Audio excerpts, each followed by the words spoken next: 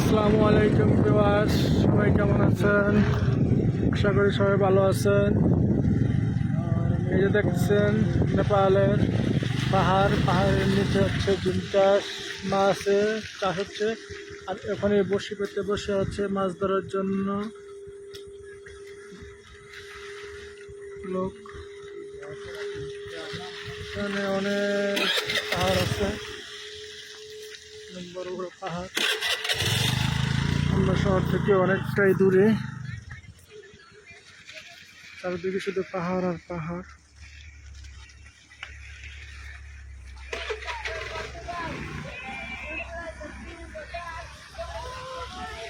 এই যে শহর দেখা যাচ্ছে, শহর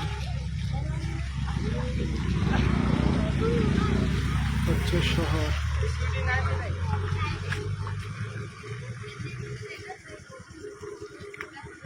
নৌকা অসাধারণ। এই পাহাড়গুলা চোখে শুধু আপনার সৌন্দর্যই বাড়ে না, চোখে দ্বিতীয়বারে যদি আপনি এইসব পাহাড় সবুজ শ্যামলে ঘেরা পাহাড়গুলো যত দেখবেন ততই আপনার কাছে ভালো লাগবে। এই পাহাড়গুলোতে শুধু ওই যে পাহাড়া চূড়ায় রোদ পড়েছে সারাদিন শেষে, এখন 5টা রোদ বেশি রাখে, এখন রোদ।